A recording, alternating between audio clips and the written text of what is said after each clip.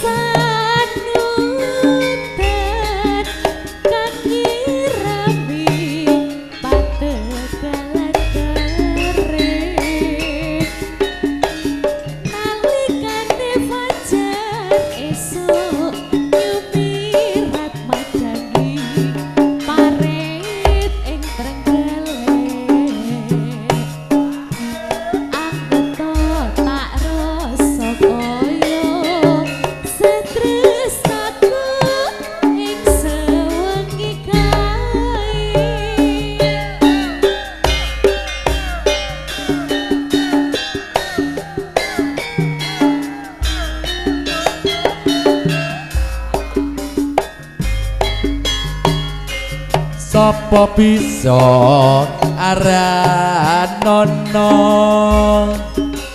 iki jenenge apa aduh enak rasane lagi gurih kenolak klopo abang ijo warnane sangka pung asale ora burung wong sombong mung plenggang-plenggong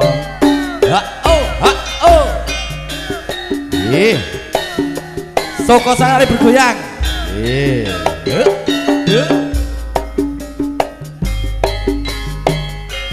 Sapa bisa aranono nduk iki jenenge apa waduh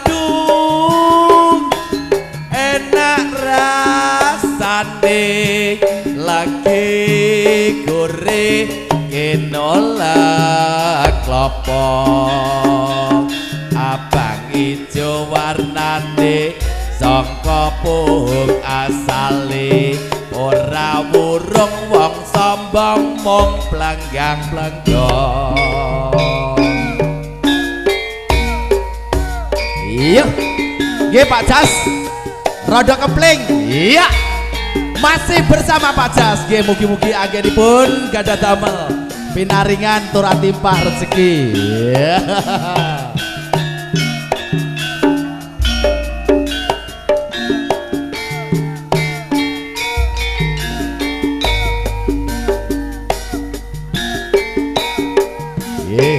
mewakili Bopo Gatot dan Gumo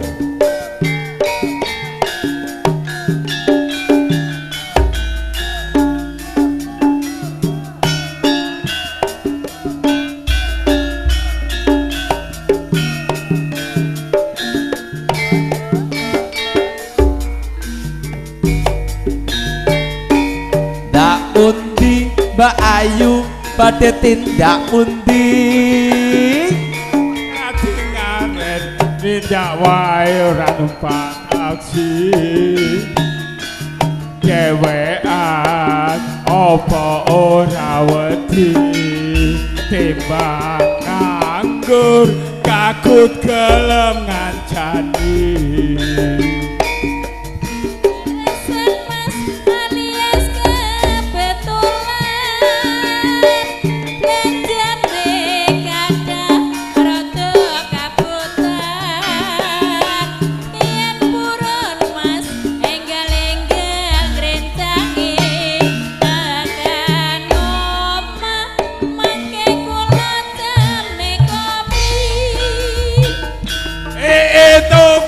wong lekan golek momongan kowe rondo apa pancen wae jualan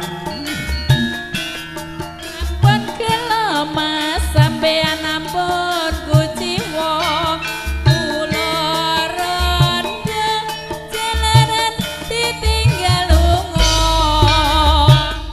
awan-awan lunga blonjo ning pasar ngemplak prawan rondo kagemku sing penting penak nduk neng Semarang mas tuku gelang apa anting-anting Josumalang ya bener ada dijamin kempleng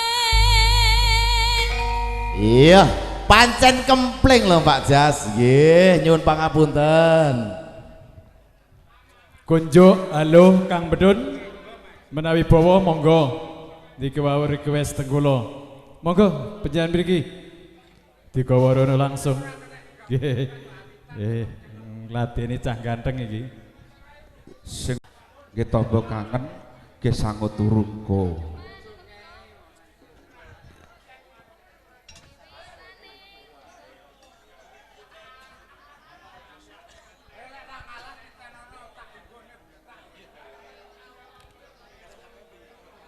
wiwitane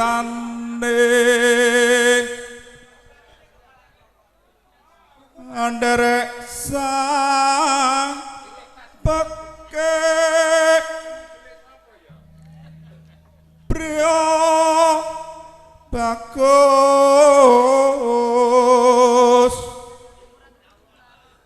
kang ulah budaya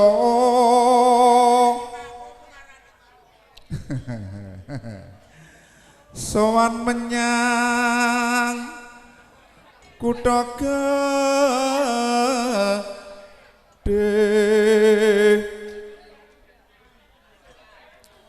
Bendara terus kayung-yung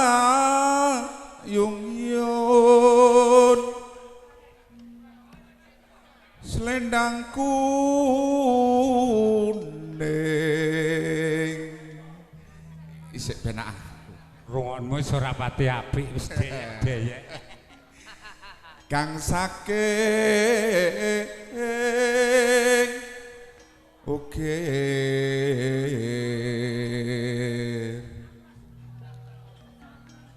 swara kurang permono ning wasesa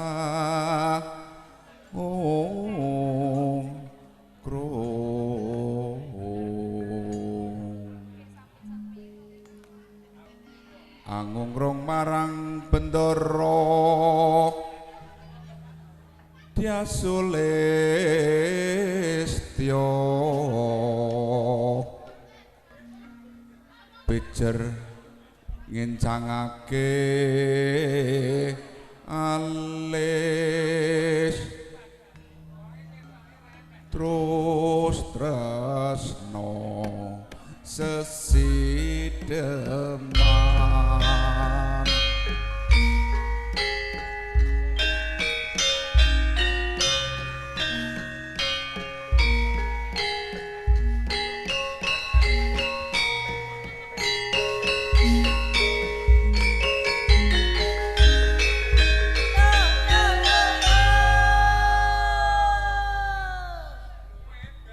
Pun kabul. Abul kajate. Stondok tenang iku tak sangoni. Oke, siap. Wis tak sisihne kok. Ning endi? Wis tak sisihne. Yo. Pirang kresek? Sak kresek bunjul setengah. Wis oleh calangan neh. Yo. Luwe becik patenono timbang pepisahan Sulistya tarewangi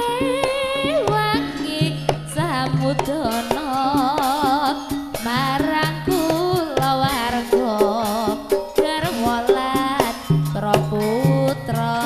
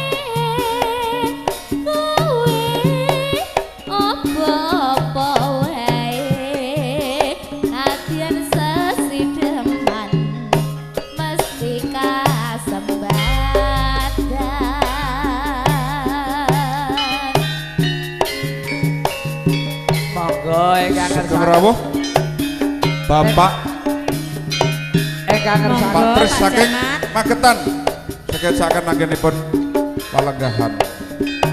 Monggo ingkang ngersakaken tega tembahipun ngaturaken.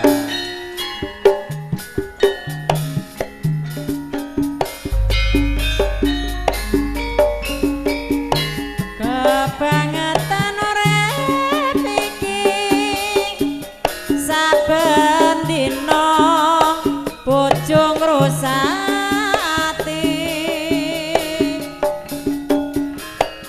Wayaren saupama mbak ya eling rikala semana udan katon riwes wanci ratri keiringan tangi sumendal mayang atiku yen anyawang nasibe anakmu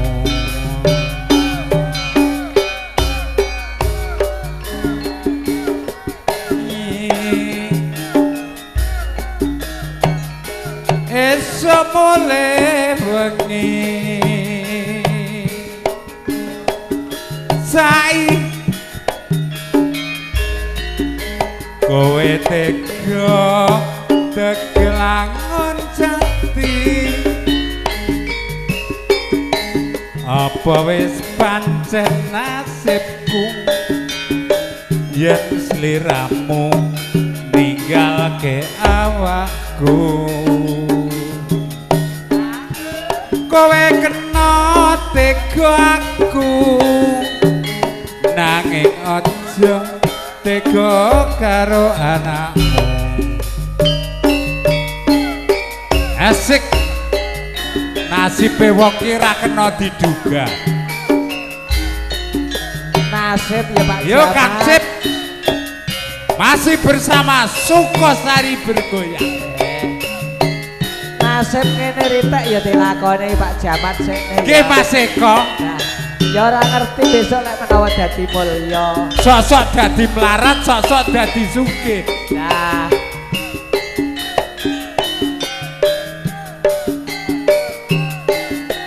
kancaku sing keton kae lho ning kono kae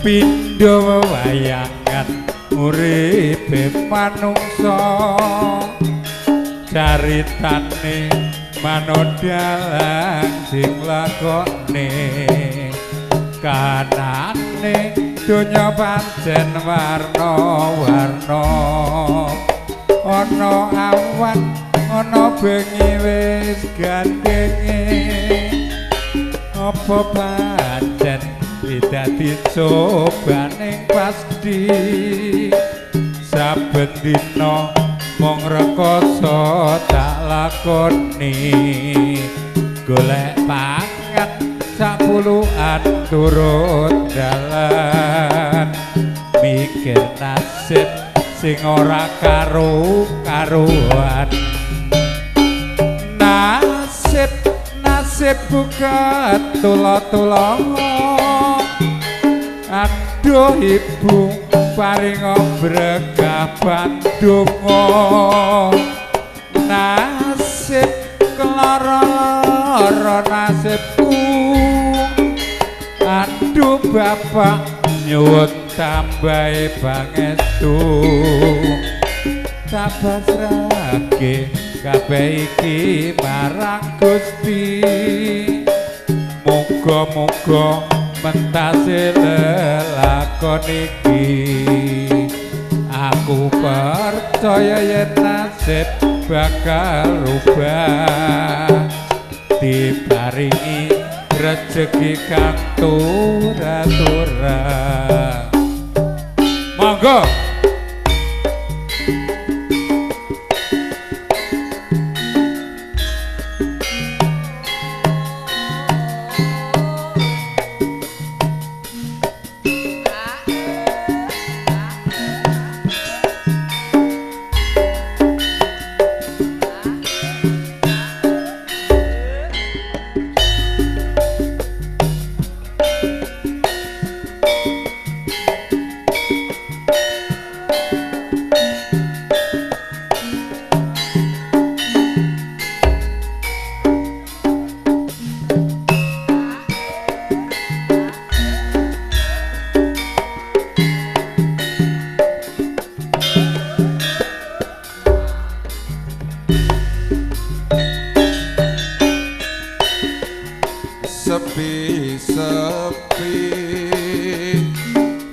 sono wong ngikatoning sepi wiwit silaming surya delok-delok lungguh tanpa kanca silir-silir angin sumi meratiku kingsir keter-keter mau mikir apa pancen uripku wis takdir palibasane biyen tanpa leren tak rewangi rekoso ora mulya rena wangi minta saged sak dalan buka kaya ngene rekasane dadi wong ra duwe sampeyan masumalang nganti dadi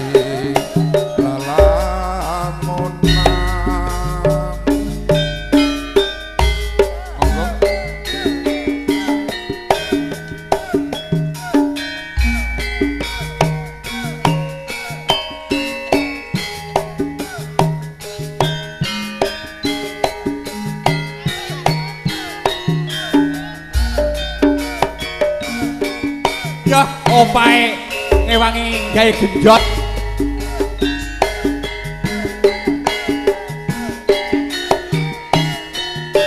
drame tabuh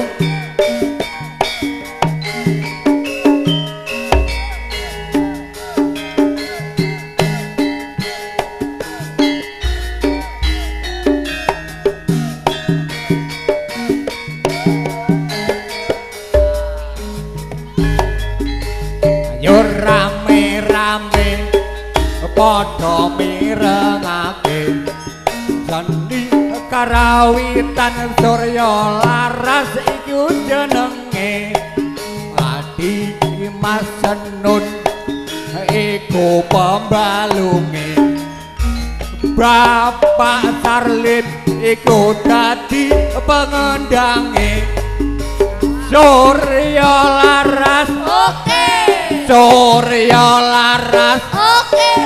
Surya Laras wis kondang kono kene yo rame-rame padha mirengake seni karawitan Surya Laras iku jenenge Adi Mas Senun iku pembalunge Bapak Sarlin iku dadi pengendange Surya Laras Oke. Surya Laras Oke. Surya Laras wis kondang kono kene ayo rame-rame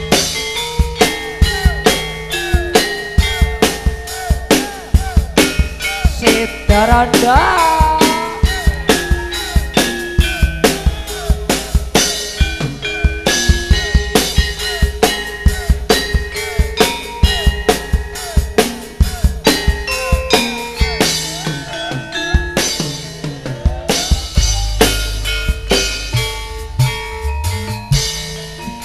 mula aturi golek bojo sing tresna welas sejati pungkasane sliramu digawe lara ora wurung saiki dadi rondo lanjut Nasiramu wis tak ibaratku berebangan dadi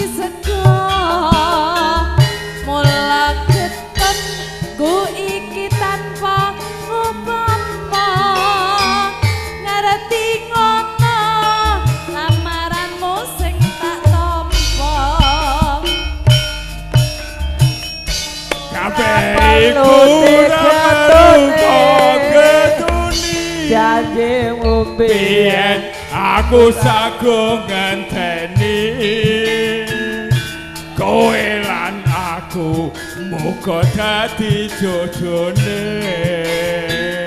ra kena prawane pokok iso ngeloni bendinane Sabar ngenteni ning nyatane tresnamu tulus lan suci sing tak suwun sing gedhe pangapurane andang tresno bebojoan selawase Surya laras oke Yo ninggal katresnan cok.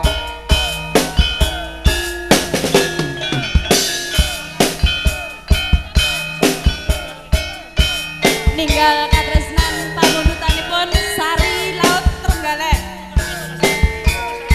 putranipun Pak Kasidi ugi Gandusari yo nangis sajroning atiku nalika sliramu diwola-wale aku apa sliramu ora krasa aku kudu sambat karo sapa tak suwun rina lan wedi kok kanjeng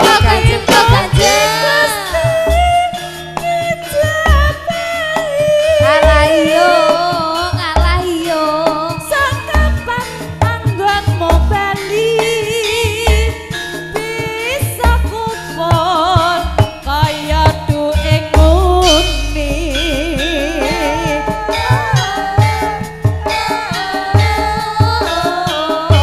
bersama Sari Laut Trenggalek yo iya yo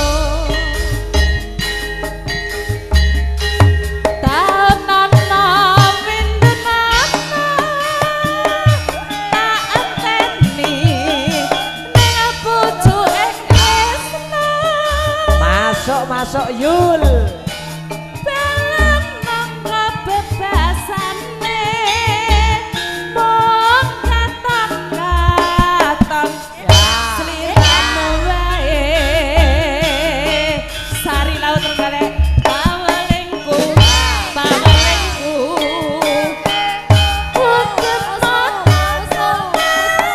iya janjimu Enak tenang. aku kang setya satuhu tak enteni nganti sabalimu